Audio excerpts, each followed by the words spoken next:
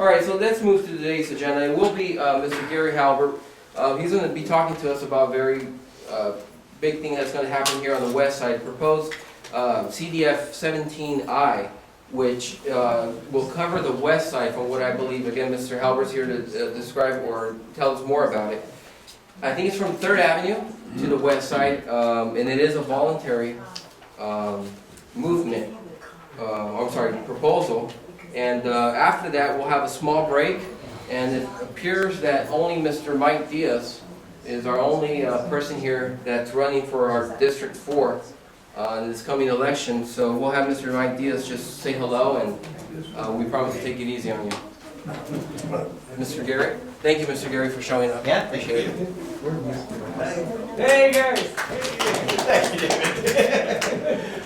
So, let me explain what is out there, and it may sound a little complex. So ask whatever questions you need to get you to where this all makes sense.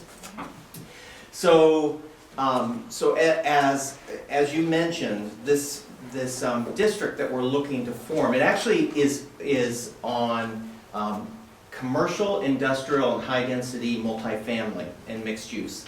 And the purpose of this district is it's a financing tool. And it's a financing tool akin to, how many of you are familiar with the PACE program, the solar program? It's, okay, quite a few. It's kind of akin to that, where you're only in the district. In this case, you'd only be in the district if you actually wanted to be in the district. So let me get into that a little bit further. So, as many of you are probably aware, essentially just about everything east of 805, as it's developed over the years, was done under Prop 218, the Mello Roos districts. And so the Mello Roos is used to help fund whether it's schools or infrastructure or fees that are coming forward. Those fees have to be connected to infrastructure though. So in the case of Western Chula Vista, and we're starting to see a little bit of revitalization occurring in Western Chula Vista. Not a lot, but there's a little bit going on right now. And back when there was still redevelopment, and we were shifting out of the mode. And is everybody familiar with redevelopment, by the way? Are any of you not familiar with tax increment? Because maybe I should spend a few minutes on that. Okay, it looks like everybody's familiar enough with it. So when redevelopment was still a tool, we were looking at, the council actually took action to have tax increment used to pay down the infrastructure fees with new development. But when the state took the redevelopment tools away, we had to go back to the council and unwind that. So if you pull a building permit for a new unit in Western Chula Vista, between school fees, sewer fees, water fees, park fees, transportation fees, it's about $40,000 a door. Well, part of the issue for doing new development in Western Chula Vista is because there's been so little of it, there's not much out there for the financing institutions to set against. And so they're requiring more equity financing. So more financing directly out of the developer's pocket to move forward. So to the extent that they have to pay these $40,000 in fees, that just adds up to what they're having to put into the project. So what we're looking at doing is forming this district that would allow some of the fees to be put onto the tax rolls, essentially through Mello Roos. So it's about $16,000 of the $40,000 that they'd be able to put onto the tax rolls. And they would defer the fees for 10 years and then pay for the fees over the next 20 years after that. And the why 10 years, that's kind of a sweet spot. If you're doing, most projects, most commercial projects do refinance their projects at about the 10-year mark or so. And so at that point in time, they can make a decision, do we really want to stick it on, do we really want it to go onto the tax rolls for the next 20 years, or do we want to just put that into the refinancing for the project? So it would be up to them. So, so literally, we've got this district formed, but no properties are actually in the district. it would be that individual developers, as they come forward, if they want to take advantage of this, we would annex them into the district at that point in time. So it's really a tool to reduce the amount of equity financing that a developer has to come up with to come out of the ground. So, you know, I'm sure you're all familiar because we've seen projects that have gotten entitled, but then they don't come up out of the ground. And that's been the reason why. So, to the extent that that was probably confusing to a lot of you, just go ahead and ask. Well, my first question is, now, is this going to include the costs for the development of the bayfront? Because one of the big problems we had with developing that was the cost for infrastructure and the cost that was going to be passed to the developers, and the city was willing to even pay out of the general funds for the infrastructure there. Right. Now, is that area going to become off limits of this, or are we going to inherit with this Mello Roos to take you, that we will now inherit the bills that come with the development of the South Bay area? Okay, I so mean, I'm talking about the bayfront. No, it won't include the bayfront. So the bayfront's actually a separate financing district. So this is just, let's say it's essentially the area that is east of I-5, west of 805, but also including the auto center.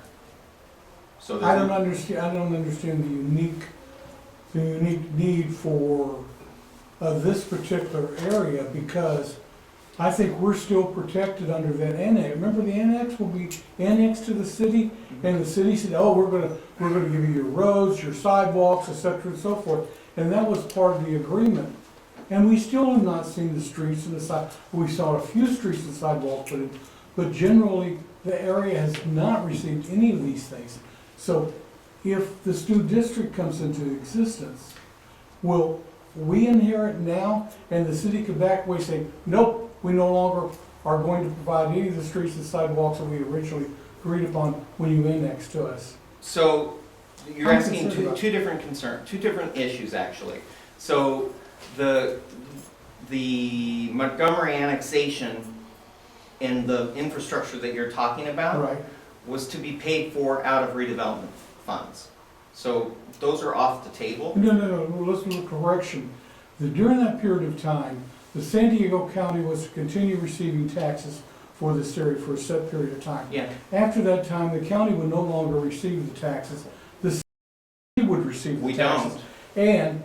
And my understanding was, the problem was that we were not getting enough money as we originally thought we were going to receive when this area annexed to the city of Chula Vista. Now they said, oh, we can't do that. We have got to spread it over a longer period of time to give you the streets and the sidewalks that were originally, we had talked about and agreed upon with the annexation. I hear what you're saying, but they're two totally different subjects. So the issue of missing infrastructure in the area that annexed into the city, and no, the county did not give the city its share of the property tax. So we don't get extra property tax as a result of having annexed it in. What there was at least the commercial core of that area was in the redevelopment area. And we were actually, quite frankly, trying to move more of the area into redevelopment so we could take advantage of more tax increment to do that missing infrastructure, but that's a tool that's no longer available to us. So the money that But this issue of this district has nothing to do with financing missing infrastructure. Has nothing to do with that, unless it's a development that is coming in and there's missing infrastructure by that development and they're required, then to a certain extent you could finance that. So we're still at the same place we were before as to what the city is providing additional sidewalks and streets. We're not. I'm going to argue that we're in a worse position than we were before. Because whether or not, because, you know, when redevelopment went away, Right. you know, and you heard about how City of San Diego had like $100 million, sitting in reserves. We were only getting a fairly small amount of redevelopment dollars to begin with. It added up. I don't even know the numbers right on the top of my head. It's gone. We don't have that. We don't have that income stream anymore. So, many of you in this room, in fact, were what pushed the city from a position of using tax increment to put directly into projects to putting it into infrastructure instead. But very quickly after that move was made, that's when it was killed. Yeah, if you remember, the city's policy was to maintain the less expensive roads and let. Yeah. Okay, and therefore, when they did improvements, whatever, they took the road, the street or whatever, would have the least expense to bring it up to Right. par, and therefore ignored many of the other streets that need to be Right. brought up. Right. You guys have had Rick Hopkins come in and talk about infrastructure asset management, right? We talked. Yeah. So I mean, yeah.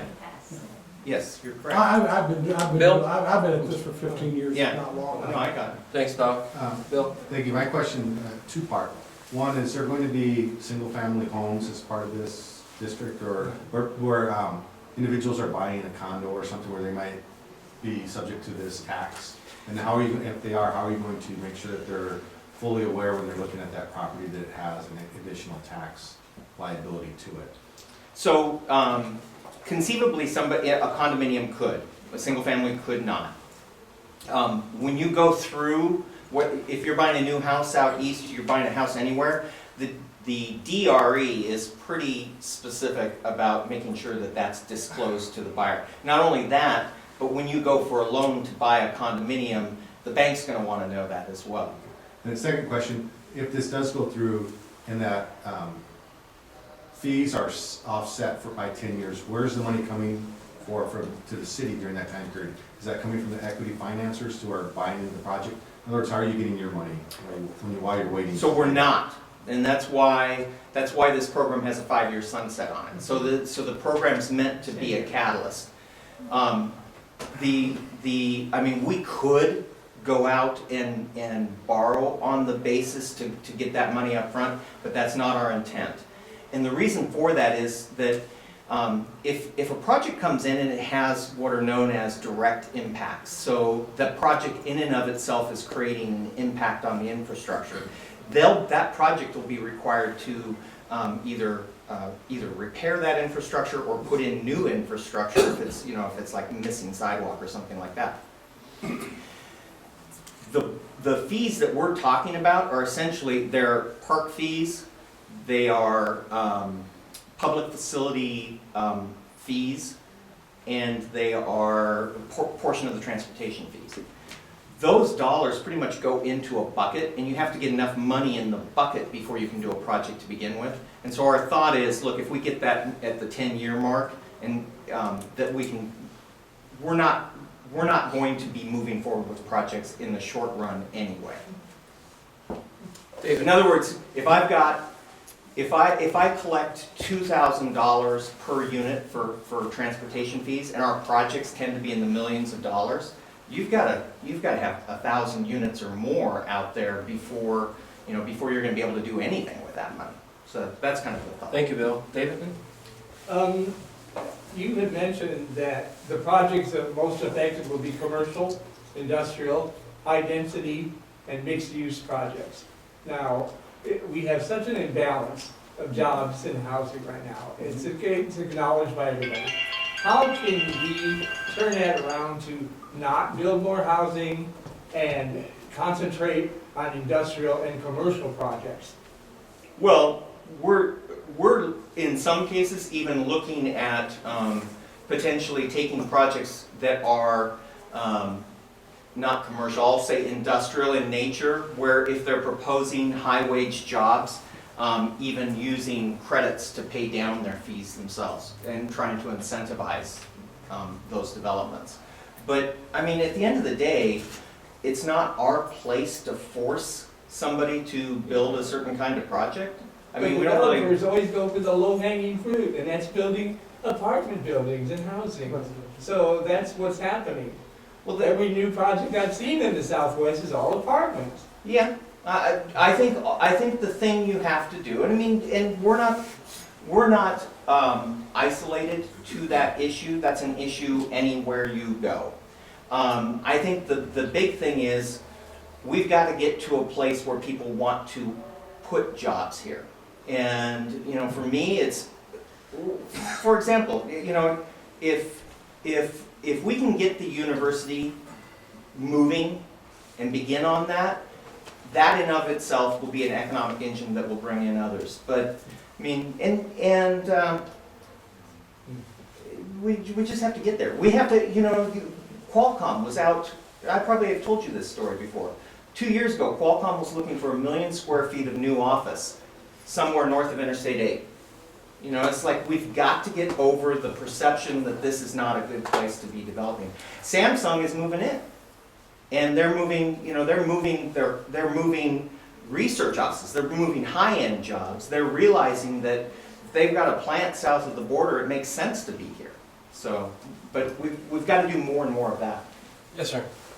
I have a question about how this works. Maybe you can help me with an example.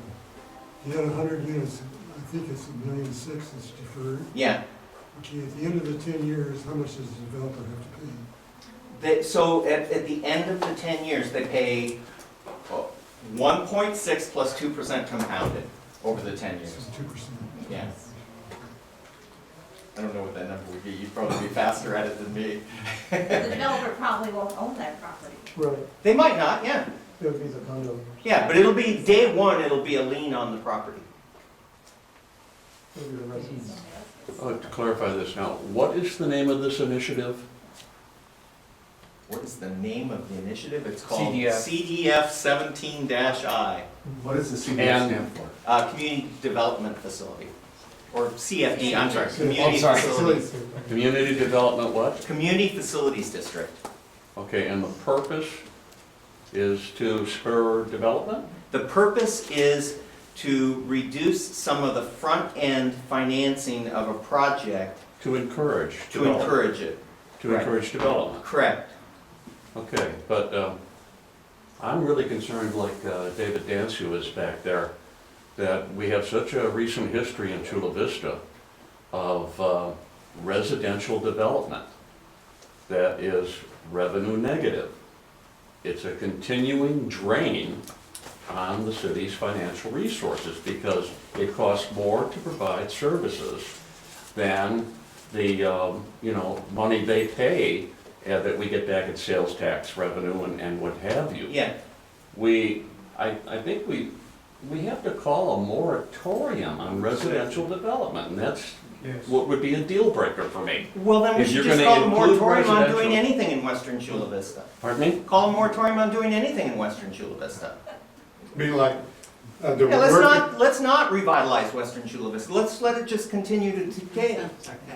I am being sarcastic. No, that's been the philosophy of the city of Chula Vista since I came No, to this area. let's not focus, let's stay focused on what we're talking about. We're talking about Western Chula Vista. And do the people of Western Chula Vista want to see reinvestment in Western Chula? We're not talking about going out into large areas of undeveloped property. We're talking about an area that's already been developed. Do you want to see reinvestment in those areas? If you don't, then it doesn't make sense to do something that would incentivize. Bill in the back, give me a second, get this Bill. Bill, in the front. So, Oh. what I'm hearing from you is, and what I'm hearing in the room is that we want redevelopment, but you're incentivizing some of this redevelopment. So I guess the question is this already in stone and done, or could you remove the multifamily projects from it and incentivize the industrial, the commercial part of it, and give the benefit to that, to spur that investment? And you're incentivizing that, and at the same time not including the multifamily developments or the condo projects in there, so that you really get what you're hearing from the room here, because those multi-unit properties are also putting more drivers on our roads and clogging up the traffic, where a commercial development isn't going to do that in the Brings same in manner. money. So am I asking, is this done? Is this a done deal? It is not a done deal. And Yes, it is could up be for changed. consideration? Why I wouldn't recommend changing it is because if you think about Western Chula Vista and think about it growing up, you know, it was a traditional development pattern. I won't speak specifically to Palomar, where there's a lot of big box out there.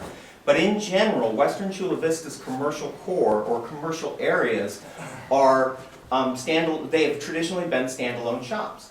Well, a lot of the goods, services, and products that you would have gotten from those places in the past, people will go to the big box centers to get those kinds of services or get those kinds of goods. So then, in order to have a customer base, you're going to have some additional density around it. So if you throw out the multifamily and keep the commercial only, I would argue that there's not a whole lot of purpose for somebody to want to invest in, do a solid investment in, and I'm not talking tenant improvements, we're talking about, you know, new commercial redevelopment. If there's not enough, they're gonna need more people using their services. So, Hold on one second, let me think ask you a question, Mr. Halbert. Mr. Eric Crockett had made statements in opening before you actually spoke to council, and the term that he used that, to be frankly, alarmed me. I haven't spoken to anyone else about this, but the term of lack of vertical development. Can you elaborate on that? So vertical development means coming out of the ground. So there's actually been a lot, when we talk about development, there are different angles to development. So there's actually been a lot of development in Western Chula Vista, but it's been entitlement. So vertical development. Vertical in my means mind, coming out of the ground. layman's terms, I thought it meant high rise. No, it just means coming out of the ground. Okay, thank you. Yeah. What does that mean, coming out of the ground? In other words, What sticks. jargon? Oh, all right, so let's say that you want to do a new commercial project in Western Chula Vista. You're going to, you know, if you're over 10,000 square feet, you're going to need to have a design review permit in order to do that. And it's a discretionary permit. It doesn't have to be approved, it can be denied. It's not a building permit. Once you have a building permit, as long as you build to code, you have a right to that permit. So let's say you have a single family vacant lot and you want to build a single family home on it, you have a right. Nobody can tell you you can't build a single family home because it's already a vested right. So if you wanted to do a commercial development, you need a project review, or I'm sorry, design review permit. You've got to go through kind of the song and dance of getting your discretionary approval. Then you can begin pulling your building permits, and once you have your building permit, you can then, the phrase, go vertical. You can start building and bringing the project out of the ground. Okay. Yes, sir, right in front. So, having lost redevelopment money, losing the economic zones, and then I feel like there's a little bit of pragmatism when it comes to this, is what other opportunities economically do we have in the west side? Do you mean specific? No, I'm just saying, like, here's an opportunity that you're presenting, but it feels like the community itself is being cautious, I guess, into what the way it is that we're getting ourselves into or what is being developed. Outside of that, are there any more opportunities, or this is an opportunity that we could jump on, and even though it's not perfect, but hey, it's something we can get started in getting the west side moving. Right. It's just a tool. I would rephrase that. It sounds to me like we have to bribe the developer to come in and do it. Is that not? Yeah. Is it short term? No, there is a tremendous amount of interest out there. So this 10 years tax delay is not bribery? You know what, under your definition of bribery, Incentive. I'm okay, in most cities in this situation are just doing a curtailment of fees for a period of time. We're saying, that's not okay with us, we still want to get those fees. I mean, otherwise those dollars are gonna have to come from future general fund dollars. Yeah. So what we're doing is saying, we're willing to defer the fees, essentially give you a very low-cost loan, and then allow you to stick it onto the tax rolls, which, not onto other people's tax rolls, onto your own tax roll. The developers. onto the developer's tax roll, or onto the property tax roll. For the property owner, Yeah, the which is property not owner. the developer. All right, question in the back Well, now, please. hang on. Question in the back. Yeah, let me answer Teresa's Teresa, comment. Yeah. Yes, that's true, but when you sell that property and you have a $1.5 million lien on the property, that's going to figure into the price you can sell that property for. So it's I'm not not, gonna be able to sell it. Right. well, maybe you won't. But, you know, I mean, Earl, you know the multifamily business. Is it typical that people flip the property after 10 years, or do they tend to hold? Well, the developer is. No, most of the developers I've seen in apartments are holding on to the asset. Because it's a builder to sell. Yeah, Well, that would be the other one. Sir, What did you say? Yeah. Walmart is notorious for doing just that. They get these sweet deals for 5 years and then they just pull out and move to the next town. I would just say Walmart is notorious and leave it at All right, let's that. get a question from Mr. Martinez. Yeah, my comment was, it's just frustrating for the community because obviously everybody knows that we need more industrial and commercial in the city. Right. More jobs and less residential, less new residential. But despite everybody knowing what we need, the city seems really eager to please the developers and they just bend over for them. And that's what's frustrating to everybody. And regardless of what our concerns are, you're here to consult with the community here. Regardless, it's like, once again, we're gonna do what we're gonna do and screw everybody. No, I'm not saying that. I am not a decision maker. I'm not a decision maker. So would I recommend? Like, I'm for example, telling you, I'm. like Third and K is just one more example. Oh, that, Without the okay, money. so that's a different It's situation. different, but it's the same. And, well, no, it's not. What's different about that is a discretion, hello. Hey, Rudy, how are you? That is a discretionary project. So before, when I talked about how you have to go through so a decision, or either a group of decision makers are going to have to sit down when that project goes to a decision and decide thumbs up, thumbs down. It's not ready to go at this point, and it doesn't have to be approved. My recommendation for this district is that this has the ability to help spur some additional revitalization in Western Chula Vista. The issue of, residential, and I hear that message loud and clear, but so right now, the city has already fully entitled, in other words, approved to a point where people could go vertical, about 15 million square feet of commercial and industrial property.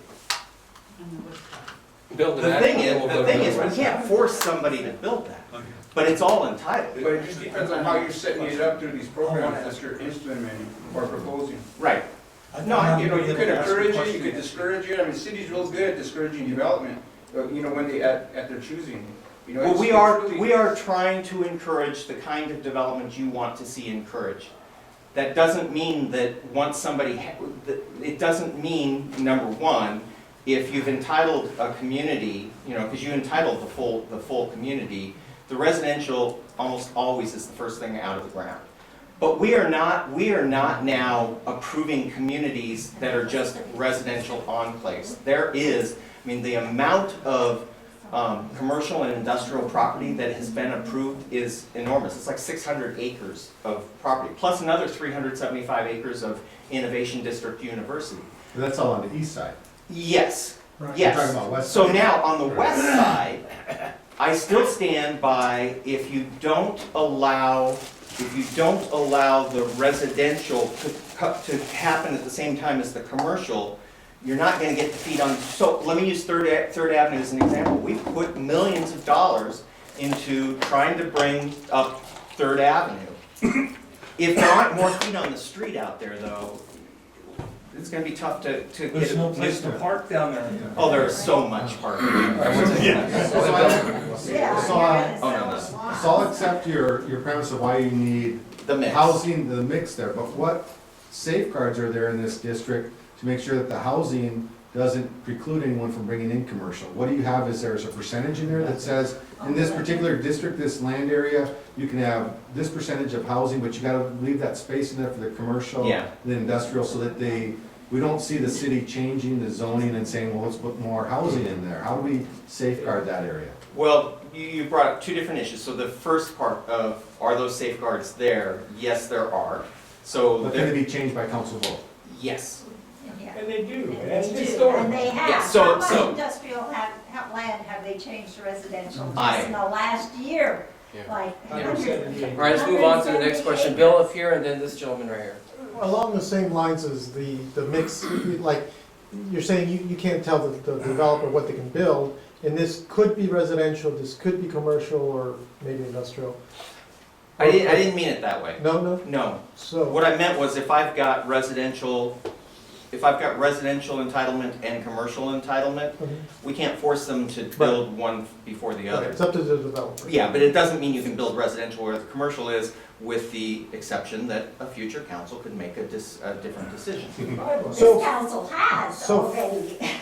So 5 years from now, we will see how this experiment worked. Right. And we'll have a report then of how much of what was built was residential versus commercial, right? Right. But they can build commercial, Yes, they can build commercial. yes. So the same system will work of postponing the taxes if they do commercial, whether they do commercial, whether they do it residential. Right, and the way that's done is that the fees are based on something that's called an equivalent dwelling unit. Mhm. So for an amount of commercial, you figure it out, it has this amount of impact of this number of dwelling units. And, sorry, and last Yeah, Bill, sentence. go ahead. So right now, this footprint is over commercial, industrial, and high-density residential. But they could do whatever they want though, right, on it? It's almost like a blank slate? No. If it's commercial, it has to be commercial. If it's industrial, it has to stay Oh, industrial. okay, well, that's different, okay. Yeah. Thank you, Bill. Wait, Dan. David, I'm sorry. Mr. City Manager, I Mr. watch all the Thomas. city council, and there seems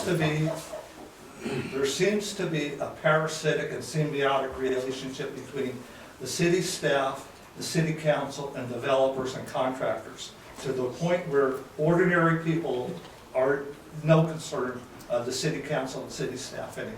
You're going out, we live in probably the highest drug addicted area in San Diego County. We have a methadone clinic, and you know what we have down here. We have 5 illegal pot shops within 3 blocks of here, and heroin dealers outside.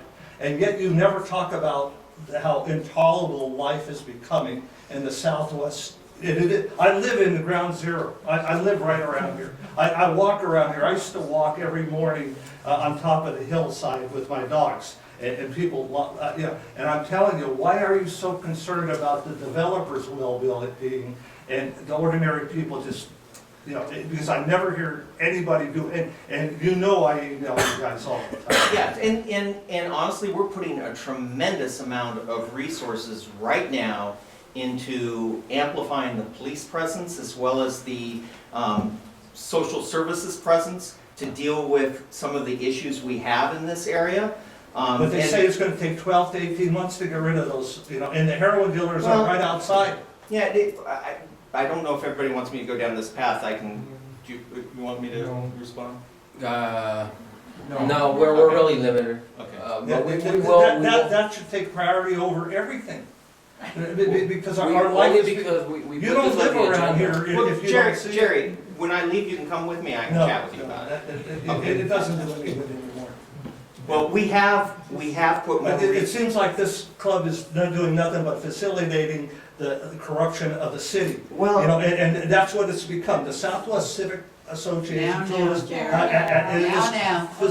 let me just the make corruption of the city. let me just make a general. They're little puppets. I hear you. Let me make a general comment though about pot shops. We were very quick at getting rid of pot shops when the federal government was willing to support us in saying we're going to seize your property if you continue to allow the pot shop to operate. Federal government backed off. Now the DA's backed off, so we're completely on our own going after these pot shops through civil litigation. And civil litigation is very slow. Thanks for touching that, Gary. David. Gary, the way I see this, and a lot of people see this, it's a quality of life issue. Western Chula Vista has been settled for a long time. and a lot of us have been here an awful long time. Right. And we drive the roads. I don't even think you live in Chula Vista. We drive the streets all the time. Right. We know there's parking issues. We know there's traffic issues already. Right. And you want to add to that by adding a lot more residential development. So, Carlsbad got their, city council of Carlsbad and city manager just got spanked. The residents rose up and said, no, we don't, we have a vision of our city. Right. And we want you to follow our vision. Right. We're not gonna follow your vision. Yeah, and this isn't at all about changing the vision. This is a financial tool to assist in achieving the vision. So this isn't, as Bill was just talking about, this isn't about rezoning properties or coming But in. that's what will happen, is the problem. Down the road. It's the fear. Any other questions, guys? I understand. Yeah. I have a follow-up question. After the 10 years, what options does the developer have? Is there interest that he has to pay for that? No, because we'll take all the funds at the 10-year mark. So He has to pay it off in 10 years? Before. it'll be paid off 20 years, so it'll go, it's a Mello Roos, so they pay interest on the dollars while they're not paying it. Well, they'll pay, I'm sorry, it'll be 2% the whole way through. Yeah, sorry. Yeah, I got it. And there are other choices to pay it off, they'll have that ability. Was that for 20 years? 20 years.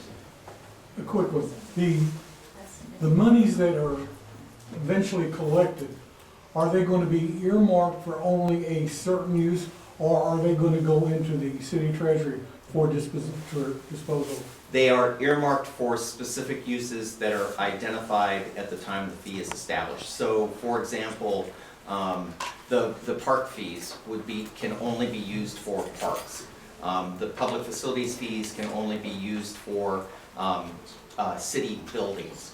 So, but they're all the basis of the fees to begin with. But they will be. They cannot go to the general fund. They will be earmarked for use in the assigned district only.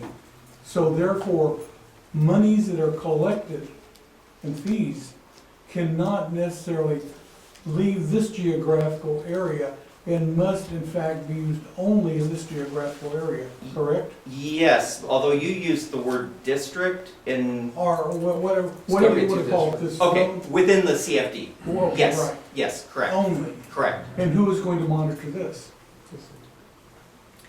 Not only the city, but we get audited as well, so it'll be auditors looking at that as well. Did you have a question? I have many questions. You want to fill it out? Maybe I'm just too naive and need some time to understand some things, but one question is, what does Chula Vista get out of this plan? I mean, I think I know the answer, but tell me, what does the city of Chula Vista and the people get from this plan? Okay, so what the city gets from this plan is the revitalization, or hoping to see more revitalization in western Chula Vista. Well, okay, explain that. So Revitalization. new redevelopment in western Chula Vista. Consistent New with, commercial structures, industrial, residential. right, So we're talking about a broader tax base. right, because Okay. And you want to attract jobs, sounds like. And to attract that's- jobs, you have to bring in more people. Yes, but that's not the primary goal of this effort. The primary goal of this effort is really is seeing new investment coming into an older urbanized area. New investment, well, that's, So to certainly me, it we- sounds like building something, right? Yeah. So certainly you want to see more jobs and more commercial opportunities, but the primary driver is literally going into an older urbanized area that has frankly not seen much activity in a very long time, and seeing people reinvest into that. And even though this doesn't affect single-family homes, you hope that there'll be spillover and people will start reinvesting in their single-family homes as well. Okay, but ultimately, that broadens the tax base for Chula Vista. I mean, isn't that not a reason for doing it? What am I gonna get out of it versus what does the city get out of it? What you get out of it is living in a community that is seeing new development occurring into it and not just status quo decay. Okay. Because, So we have to bring in new development, however you define it, uh-huh. as opposed to finding economical incentives to revitalize the existing properties. Single-family property owners, tax benefits to improve properties. Mhm. That's not on the table? We cannot Well, do that? We that have is to bring in certainly- big buildings. That is certainly on the table as well. But bear in mind, if you come in, let's say you have a family-owned shop, and you decide to invest $30,000 in tenant improvements, you don't pay these fees anyway. You only pay these fees if you're bringing in something new. I'm not concerned about the fees so much as, what does it do to the community? What do we get out of it? Somebody mentioned, well, sounds to me like we're gonna have worse traffic problems than we already have, So, right? And you mentioned earlier What- sarcastically that, can we just not do anything? Can we Right. not develop? Why not? Why not? So- Let's take it seriously. so when, Why don't we improve what already exists? Money.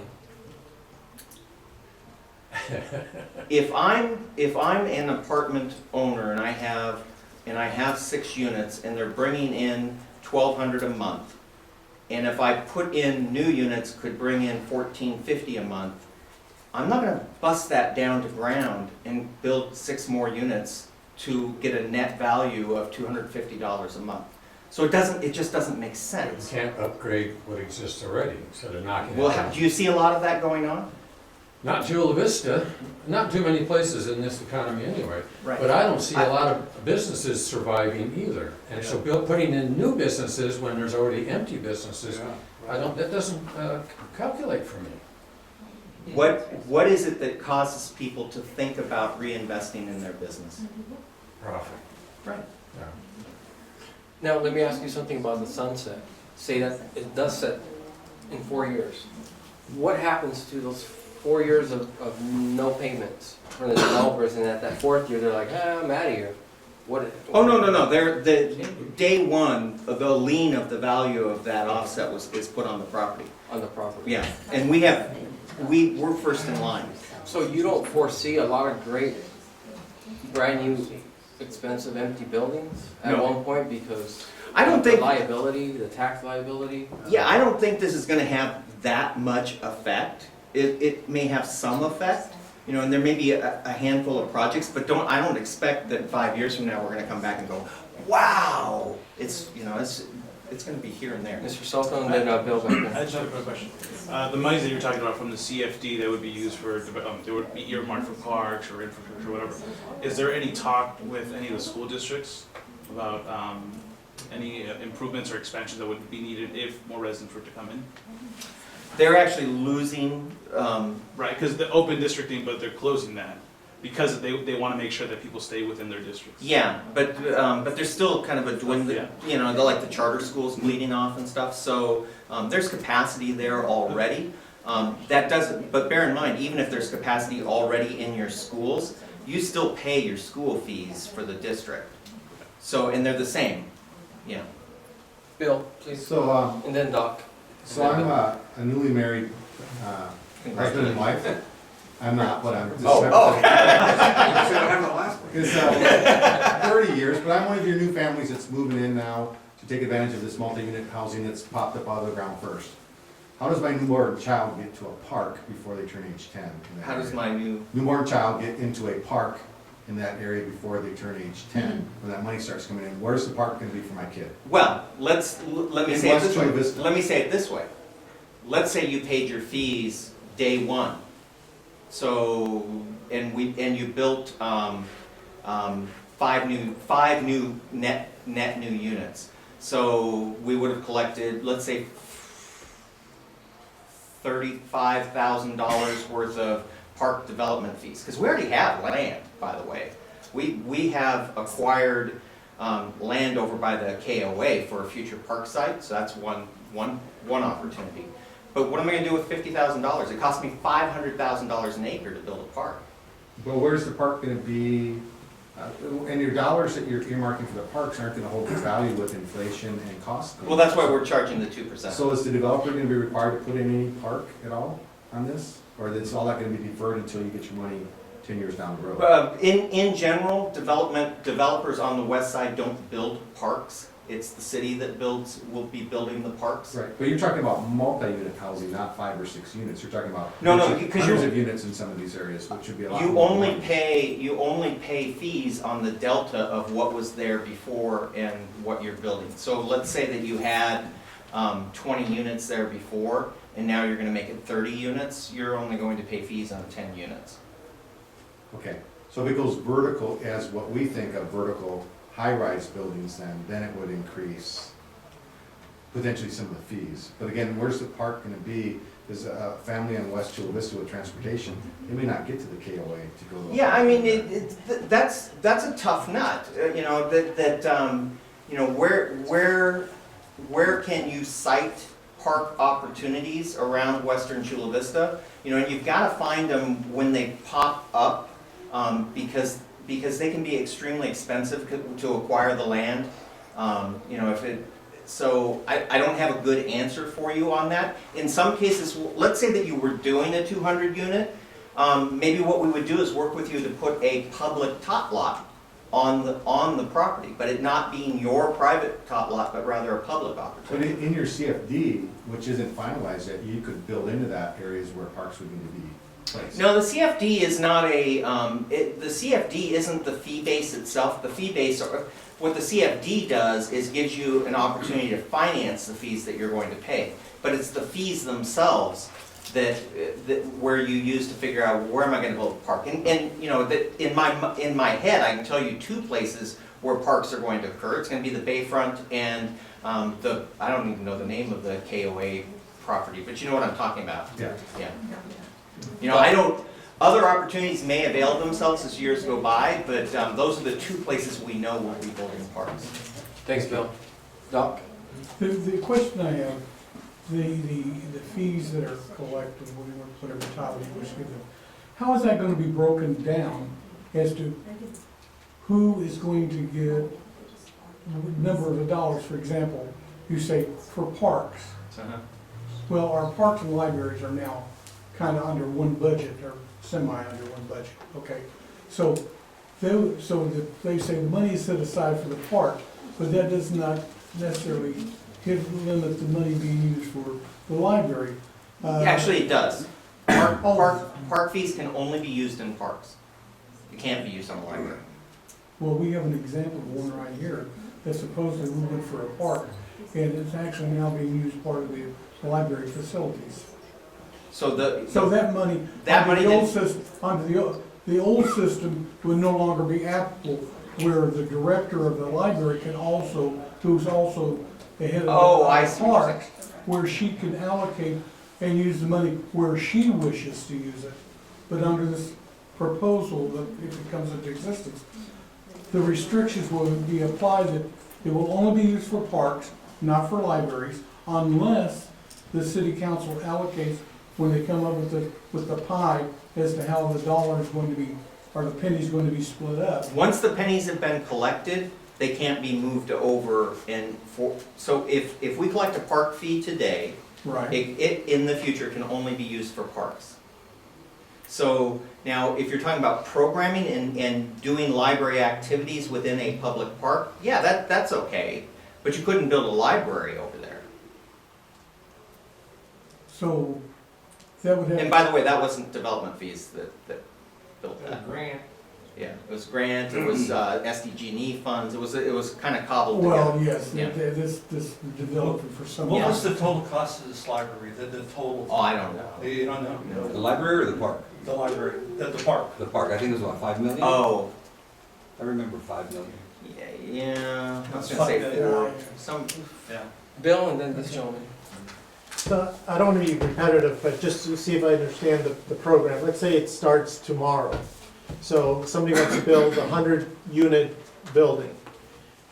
All of those fees, the $16,000 per unit times the 100 units, is deferred for 10 years, with 2% accruing every year on that money, on that 16,000. Right.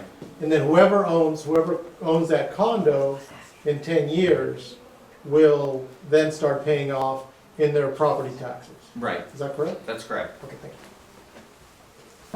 Anyone else? I think we have squeezed a lot of information. I like that. Yeah, we have a minute, ready? Just a comment, it seems like the history I've been in Chula Vista since about 1966. I used to work at Roar when I first got out of the Navy. That was kind of a prime mover, Roar, and it was a very successful company. It seems like you want to start there where you get a company to come in and invest in buildings, equipment, everything that they're not going to walk away from instead of just coming in to rent.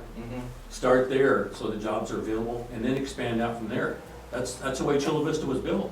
You know, it started with the lemon orchards here, and then Roar moved in down here, and all of a sudden there was housing, you know, where 101 used to be, which is now I-5, and it just kept moving east. It seems like that would be the logical way to do it. Like right now, UTC, that used to be Roar, is kind of penned in. The city was, it seemed like they were on an ego trip. We want hotels, we don't want that aircraft factory down there, when that was in fact generating a lot of revenue for Chula Vista.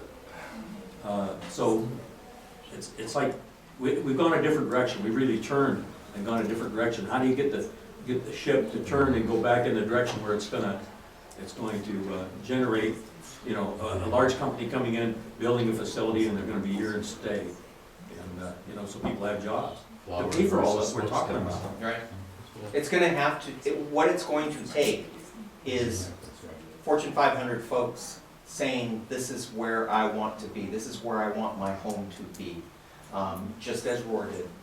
All those, I mean, that's 70 years ago. Don't you have some Fortune 500 buddies you can call? I wish. Rudy? Yeah, just, I guess a point and a question, and that is, that, I mean, people are talking about some of the, you know, well, the issue that you're talking about now, which is about getting developers to pay for infrastructure and all of these other things that we need before their development comes. But the real problem that Chula Vista, from my point of view, hasn't been able to fix is the ongoing costs of these developments. In other words, when a development comes, we've done a pretty good job, we've demonstrated that on the east side, that they can build the parks, they can build the roads, they can build all the things that they need. It's just the long-term maintenance of those things, you know. Where does the money come from to pay for the street improvements? Once the streets start wearing down, how do you replace the roof on the rec center, right? Once it, you know, and you're trying to deal with that now through this other idea, right? Whether it's a sales tax or a bond, whatever that turns out to be. But the question then is, so what are you doing to change the basic formula so that development not only pays for the immediate needs, right, of the development, but the long-term demands that development will bring to the city over the long term? You know, people often ask that question. The reality is, you know, it is only, you know, post-70s that new development was expected to pay for that infrastructure to begin with. The idea of then asking the new resident to pay not only, you know, that, you know, they haven't lived here that long, so they're paying their 1.25% on the plus Mello Roos on the basis of a $600,000 home, and then we ask them, oh, but you also need to pay for police and fire and park service. At some point, it's like the expectation is that everybody's got to pay for that ongoing maintenance, you know, whether it's operations. But we don't legally have the ability to go. I won't say entirely. There may be some schemes out there that you could have development pay for an ongoing cost, but you're creating two classes of citizens at some point. You know, those that, well, I was already here, so I just keep on going. But if you want to live in a new house, not only do you have to pay for all the infrastructure costs of everything that went in with your development, but you need to pay for the ongoing upkeep of them as well. And the reality is, I mean, dollars flow from east to west You know, and when, you know that, is when we pay for our capital upkeep, it doesn't go the other way, it goes east to west. So, but isn't part of the solution in being able to capture sales tax? Yeah. Well, you know, and the thing is that I think a huge part of it is being more and more and more efficient as you go forward. And for example, something as simple as, for the guys that are out there taking care of the parks, the fields in the park, we went to a 12-foot wide mower. They can do it in a fraction of the time that they used to be able to with the smaller mowers. And you know, and they're wanting to replace all of them now. It's a little pricey to replace them all right Jerry.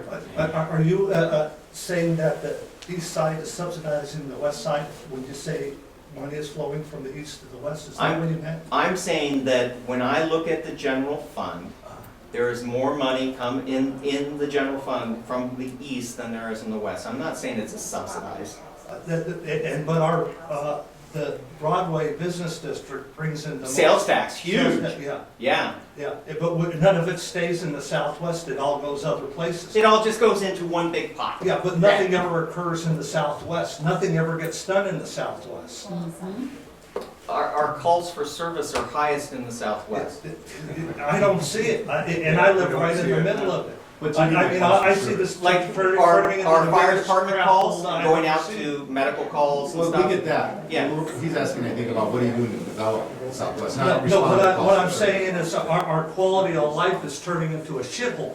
That's what I'm saying. This is turning into the biggest shithole, and I lived in Passaic, New Jersey, the Bronx, and South Philadelphia, and I've never seen a shithole like this.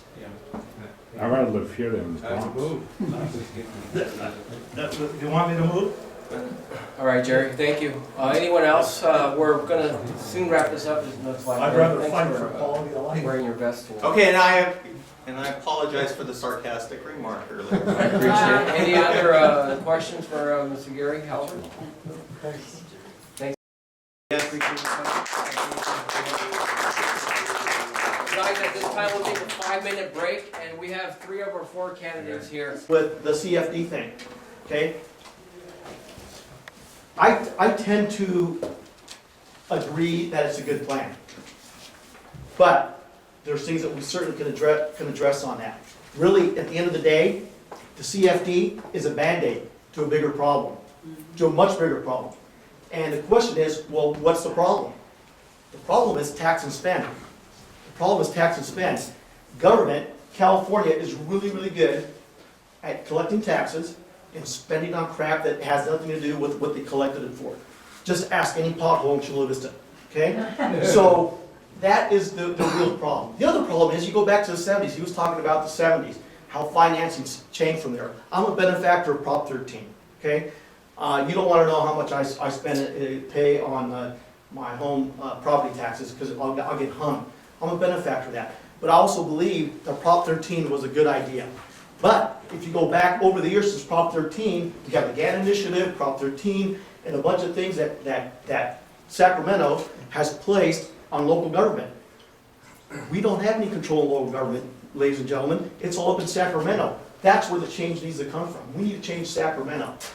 We really do not have any fiscal autonomy anymore at the local level. We really don't. In the old days, you needed a road, what did we do? Up the property taxes, update to a point, you get your tax income in, do your roads, put in your fire stations, life's good. Right? We can't do that anymore because we've lost total fiscal autonomy. Partly for the good, right? Because there was people that were getting kicked out of their homes and couldn't afford the increase in taxes. They had to, do I pay property taxes, lose my home, or do I buy that piece of bread, right? So that's kind of like the problem. So the only real control we have in government today, city council, is what? Land use. We are good at land use. So when we start talking about CFD, that's what I would do as a council member. You're talking about, you know, do we need more residential? That's where we rock and roll. Land use, right? Zoning, all that kind of stuff. We can look at that. Maybe we also look at other things that we say, well, how much are we going to finance? Maybe a certain percentage for residential, or bigger percentage for industrial, commercial, whatever. Okay, so there's things that we can do that local government has tremendous control over. Okay, so so what I'm telling you is, when I get into city council, I'm going to use all the experience. I did 15 years volunteer for a huge PAC. I walk the halls of Sacramento all the time, 15 years. I know how politicians work. I know how they love taking our money and spending it on other things. So when I go to work for you at City Hall, my goal is to use that experience, 15 years, and bring it back to here. I've lived in the West Chula Vista community 50 plus years. 50. Okay, I live right behind Kelson Park, so I'm kind of a neighbor to most of you. Lived there for 50 years. I've seen Chula Vista in the good days, and I see it today in the bad days. I'm not going anywhere. Okay? I live here. I raised my family here. I have a huge investment. I'm not going anywhere. So what I'm doing is I'm running for Chula Vista City Council. Every day I'm out there walking the streets, shaking hands, talking to people, writing down the problems. When's the last time you had a politician knock on your door? You know what? You're going to see me. You're going to see Mike Diaz at your door. If you don't see me at your door, I'll be calling you. Okay? I'm going to work hard. I want to earn your vote. I'm not going to send you or have somebody send you some nice glossy 8.5 by 11s and vote for me. No, I'm going to do it the old-fashioned way. I'm going to work hard for it. And don't expect anything less from me. Okay? On my pieces that I hand out, I got my home phone number. It's not going to be some hidden phone number. You can call me straight at home. Jerry, I'll take your call any day. Okay, you'll get here. All right. So so that's what I'm here for. Let me see if there's any couple other points. 3 minutes. The safety mechanism. We talked about CFD. I know that's why you were here today. So I kind of wanted to address that. I kind of studied it a little bit. I understand it a little bit, not a lot. It's new to a lot of us. So I think the devil is in the details, and that's what we kind of need to do. And going forward, let's look at it. I know the city council already kind of voted to push it forward a little bit. It's not a done deal yet. And this is an awesome group. You guys need to go to City Hall. You need to talk to your representatives and figure out, you know, how we change that if it needs to get changed. So again, I want to thank you for the time that you've given me. I guarantee you, I will work harder for you than I did ever at the biggest fire that I've ever been to. I'm here to really make a change in Chula Vista. My kids deserve it, your kids deserve it, and I think I want to just really focus on the West Chula Vista community. Thank you. Thank you, Mr. Great. Let's move on. Thank you. Next we have Mr. Emmanuel Soto. Thank you very much. Whenever you are ready, Thank you. Good evening, ladies and gentlemen of the Southwest Chula Vista Civic Association. I want to thank you for inviting us to enjoy this presentation by Gary Halbert. I know there's a lot of things that we have to know more about. It's good to be pragmatic, especially when you're looking at our future. So I want to thank all of our concerning residents that are not just jumping on this, but hey, well, let's look at that and what are the other details. I also want to thank you for giving me an opportunity to introduce myself to this organization, and as well as giving me an opportunity and inviting us to a future day where we'll have our candidate forum. I look forward to that as well. In fact, I used to come to this library, the South Branch, Chula Vista Public Library, but it wasn't this building. It was down the street. It was in between Anita and Tremont, right next to the Apple Tree Market. I used to walk there every single day. They let me, I don't even have a library card, they didn't care because they knew where I lived. I would take geography books home, books about flags, and explorers. That's what I was about. You know, a lot of kids like dinosaurs. I was obsessed with explorers from the Renaissance. So I grew up here. I'm a product of this district. I went to local schools. I went to Ota Elementary, Castle Park Middle School, Castle Park High School. I graduated from honors from Castle Park High School, and I was associate student body president as well. At San Diego State, I met Dr. Jesus Nieto, who had a lasting impact in who I am as an educator and as well as a human being. He was a beautiful human being, beautiful soul, and he taught me how to believe and encouraged me to believe. Believe myself as an educator, but also believe that in education was more than just opening minds, but also opening hearts. And also just the pure fact of believing in love. And that's the same kind of love I've had for my career teaching and our underserved youth. After San Diego State, I started working with the San Diego Youth Symphony, and I was involved in helping develop the Community Opus Project. Some of you might be aware of that. If you're not, it's an after-school music program that was intended for our underserved youth, and it was intended to use music as a tool of social transformation. I believe in it because I'm a product of that. At Castle Park Middle School, I had Charles Wolf as my teacher. I didn't have a father growing up. When I needed one in my early teens, he was my father. He took me under his wing, he taught me how to repair instruments, he taught me how to play an instrument, and how to be a teacher, and the kind of teacher that I want to be. And more than anything is how to be a good human being and good civilian. Now, with the Community Opus Project, I want to tell you a story about a very special student. His name is Bruno Bello. When he started the program, before starting it, he couldn't find himself. He didn't know who he was. He wasn't good at sports. He didn't care about school. He wasn't paying attention. But can you blame him? Divorce is hard enough for adults. What a third grader is going to do? How's he going to cope with it? Mom took him to a doctor. What's wrong with my son? He's not doing well in school. He's misbehaving. He doesn't know where he's at. And the doctor just said, find him something that's going to challenge him and give him discipline. He joined the Community Opus Project, and today he's an honor student at Chula Vista Middle School. He's at the San Diego Youth Symphony. He's been on several documentaries and national short bios about him. And most importantly, the most important thing about him is he knows who he is. He knows where he belongs, and he knows that with hard work, anything is possible.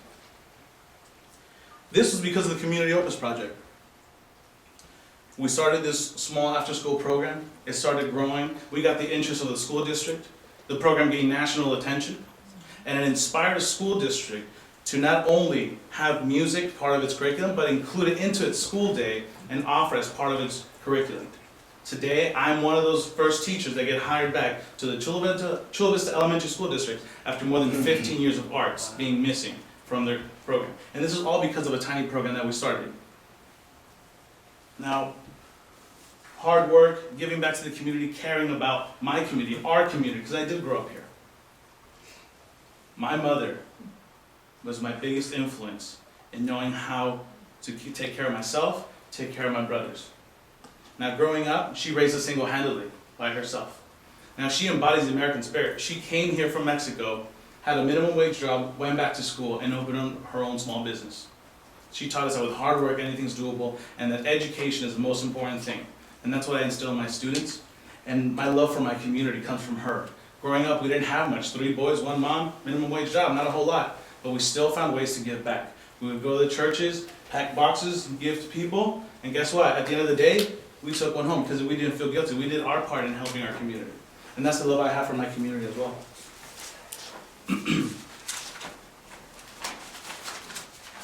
I entered the College of Civic Duty for my city when I became a Cultural Arts Commissioner. Again, because of my background in the arts, I was invited to apply for the Cultural Arts Commission. I joined, I served, and it was a wonderful experience to be part of that.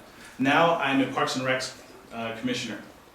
And with that, I'm working towards making sure that our parks have adequate resources for our kids, because again, my background, kids are the most important thing. When we invest in our children, we invest in the future. And then right now, the city of Chula Vista, we need some vision. We need going forward because they're the future of the city. And when I heard that the city council was now going to districts, I immediately knew that I wanted to run. The reason is, now the person that was going to represent this area had to be from this area. Had to understand what it was like to live in this area. Had to drive the streets, like you said. Exactly. Okay? Had to go to the shops. Had to grow up. My friends, my neighbors. This is my community, and I want to run for you. I'm not running for special interest, nor do I care about their priorities. My special interest is your interest. You're special to me, because you are my neighbors, you are my friends, you're my family. So, as a homeowner, educator, father, I'm not going anywhere. I'm here, this is my city. I want to make sure that we bring this city to the future, strong, with good economic growth, smart economic growth, and that we care about this community because we care about each other. This is why we're here. Or else there might be 2 people, right? No one else cared, but we do care. We care about our community. So, in that, my name is Emmanuel Soto, and I hope that I can win your vote, your trust, and your love, and together, we will do great things for this district. Your name again, Soto? Emmanuel Soto.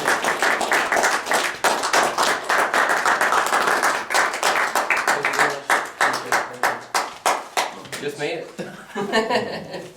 All right, last but not least, we have Mr. Rudy Ramirez. He also will have 8 minutes to give us a little something about himself. Thank you.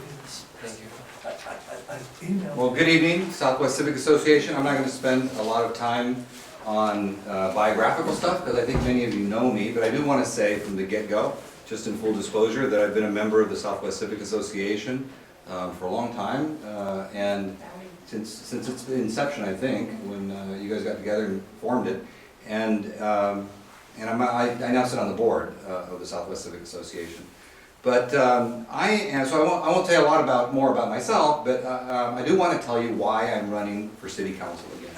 I'm running for City Council because, as you know, we are a very needy community. This part of Chula Vista has a lot of challenges. I mean, you've heard about the calls for service, you know about the missing infrastructure, you know about the condition of our streets and missing sidewalks, you know about all of that.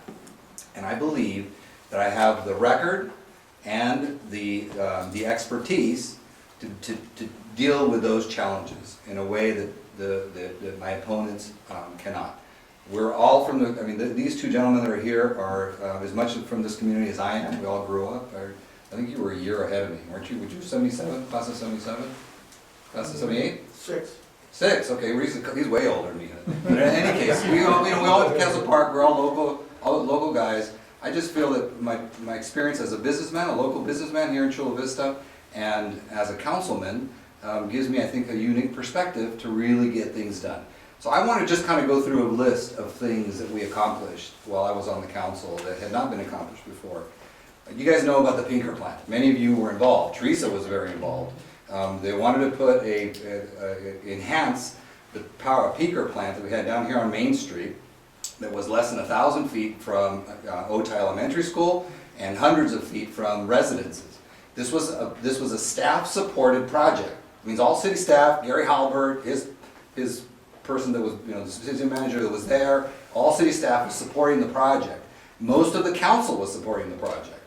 I was the only one, I believe, there might have been somebody else, but I was the only one that opposed the project, worked with the community, organized, and kept that project from coming. Okay, this is the Pinker plant down on the Bayfront. You guys have heard about the Bayfront, everything we've been wanting to do about the Bayfront. The Bayfront has been wanting to get developed since we had the Shangri-La there. Some of you guys old timers know about the Shangri-La. Okay, people have been trying to develop that Bayfront.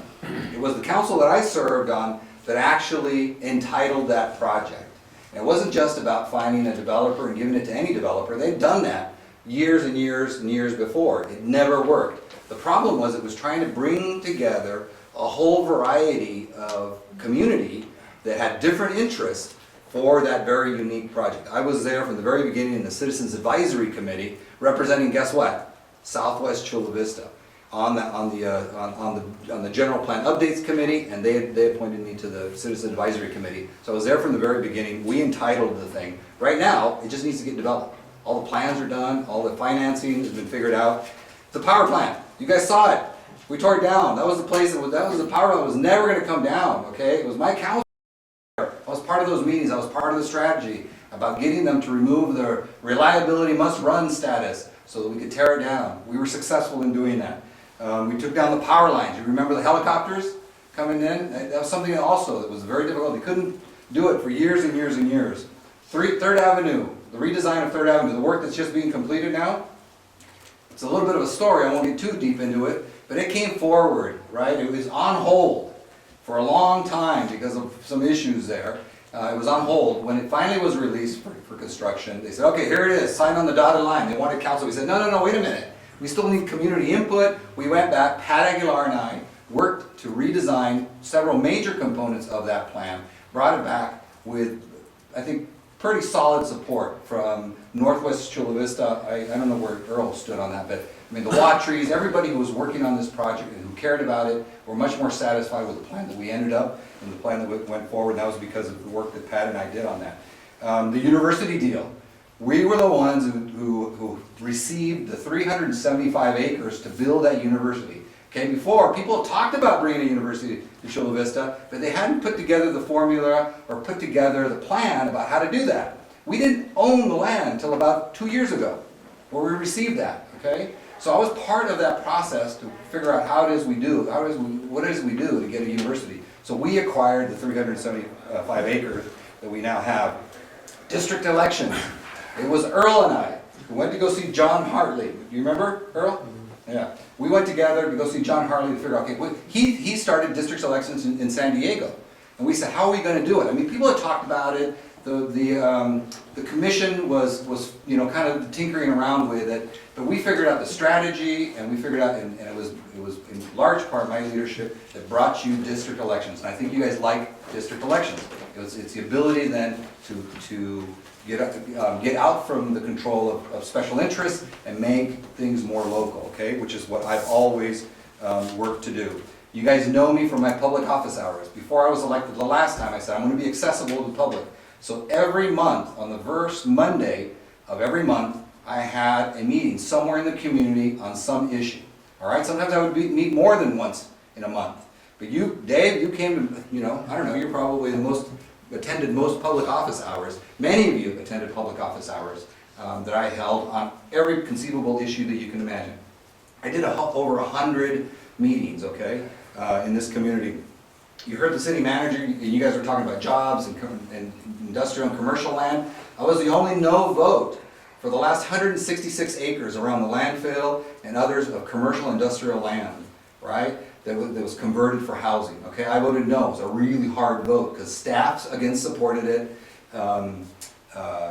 The majority of the city council supported it. I didn't support it because I know that that's what we need. That's one of our biggest challenges. Citywide challenges, I mean, we have district challenges, but citywide challenge, one of our biggest problems is attracting jobs. Jobs, housing balance is our biggest challenge. And Gary is not telling you everything you need to know because they're very hooked on housing developments exclusively, and they're not thinking about the long-term future. It's like a shot of heroin, right? They allow all this residential development, they get all this revenue, they can spend it for that, but then, well, guess what? They have to come back and ask you for either an increase in sales tax, right, or a bond measure to cover all those maintenance costs that development will bring you, the impacts that development will bring you over time. So my public office hours, I worked on every kind of issue you guys can think of, okay? The Max Field, when Max Field had erosion problems. Have you been to Max Field? I played Little League in Max Field. When they had erosion problems and they weren't able to use the Pony League field, I was the guy that they called, and I was the guy that was working to get city staff to figure out different ways of letting them be more autonomous in the way that Max Field was used. So, I mean, I can go on and on and on. I have a successful record. I've demonstrated my commitment to this community. I have the experience, and that's why I want to represent it and do the best I can to fix some of the problems. Recently, you guys know that I worked on, is that it? My time? That's it. Thank you, Rudy. Okay. Really appreciate you coming out.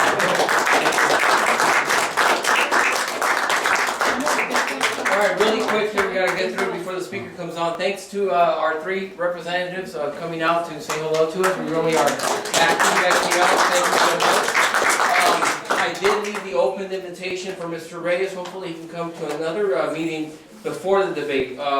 We'll You have to send them a Google Maps so you know how to find it. Yeah. Secondly, look, guys, as Rudy did mention, he has been a member here with the Southwest Civic, and I'd like to invite our two candidates to become members at any time you guys like. These two young ladies in the back can take your $10, and you guys can be informed as to our meetings and everything that goes on. Again, it's an invitation, just like Mr. Ramirez has been with our association, just involved. We really would appreciate new members.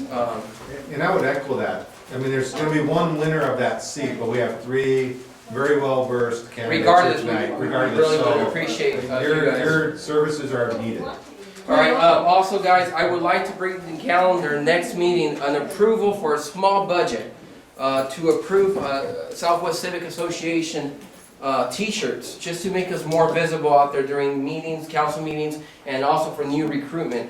I promise you, in the meeting, I'll bring the estimate, it'll be small. I have a lot of friends out there that do silk printing. So we'll bring it up for vote. Obviously, we have to vote for it. It's not just something I can do. That, and also we'll bring to agenda Mr. Gary's issue of methadone clinics and marijuana clinics. So those will be a little preview of the agenda coming up for next month. Guys, thank you so much again for coming. We're adjourned.